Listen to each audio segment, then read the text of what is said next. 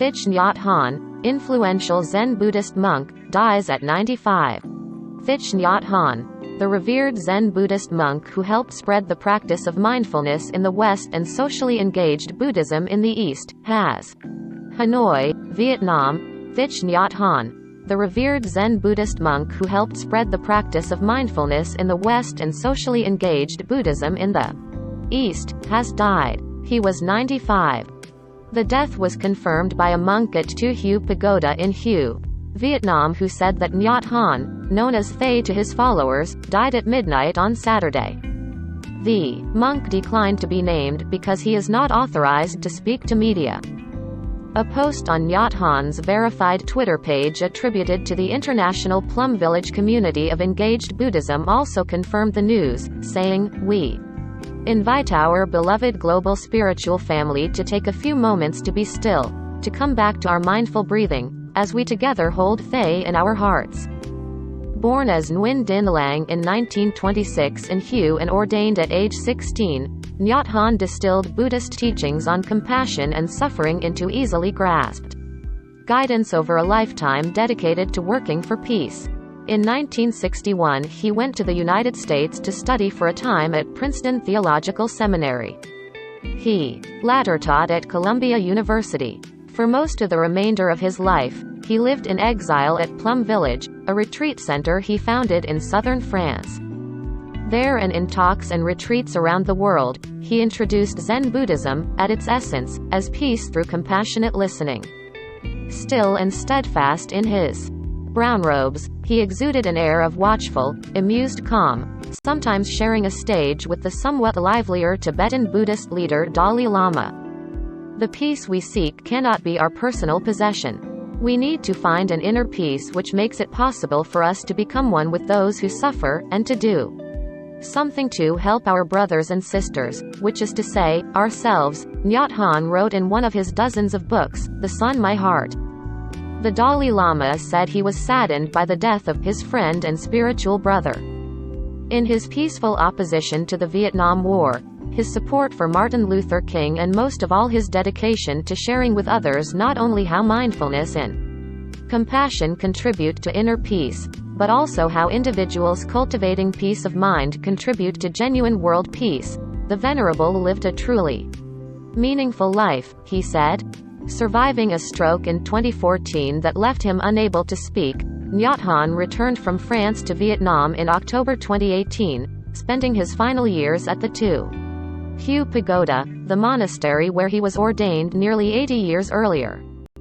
Nhat Hanh plunged into anti-war activism after his return to his homeland in 1964 as the Vietnam War was escalating. There, he founded the Order of Interbeing, which espouses engaged Buddhism, dedicated to nonviolence, mindfulness and social service.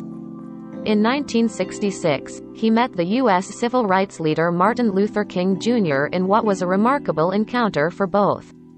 Nhat Hanh told King he was a bodhisattva, or enlightened being, for his efforts to promote social justice. The monk's efforts to promote reconciliation between the U.S.-backed South and Communist North Vietnam so impressed King that a year later he nominated Nhat Hanh for the Nobel Peace Prize.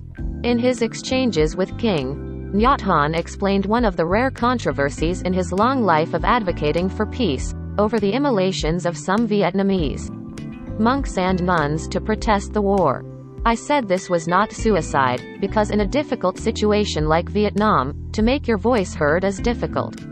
So sometimes we have to burn ourselves alive in order for our voice to be heard, so that is an act of compassion that you do that.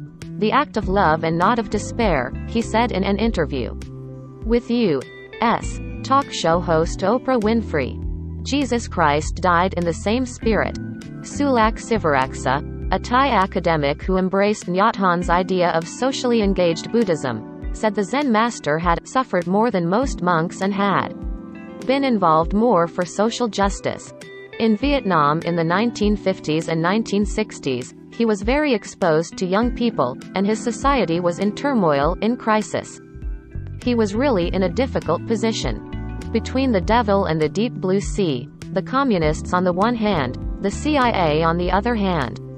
In such a situation, he has been very honest, as an activist, as a contemplative monk, as a poet, and as a clear writer. Sivaraksa was quoted as saying, according to Nhat Hanh, Buddhism means to be awake, mindful of what is happening in one's body, feelings, mind and in the world. If you are awake, you cannot do otherwise than act compassionately to help relieve suffering you see around you. So Buddhism must be engaged in the world. If it is not engaged, it is not. Both North and South Vietnam barred Nhat Hanh from returning home after he went abroad in 1966 to campaign against the war, leaving him, he said, like a bee without a beehive. He was only allowed back into the country in 2005, when the communist-ruled government welcomed him back in the first of several visits. Nhat Hanh remained based in southern France. The dramatic homecoming seemed to signal an easing of controls on religion. Nhat Hanh's followers were invited by the abbot of Bat Nha to settle at his mountain monastery, where they remained for several years until relations with the authorities began to sour over Nhat Hanh's calls for an end to government control over religion. By late 2009 to early 2010, Nhat Hanh's followers were evicted from the monastery and from another temple where they had taken refuge. Over nearly 8 decades, Nhat Hanh's teachings were refined into concepts accessible to all. To weather the storms of life and realize happiness, he counseled always a mindful return to the breath, even while doing routine chores like sweeping and washing dishes. I try to live every moment like that, relaxed, dwelling peacefully in the present moment and respond to events with compassion, he told Winfrey.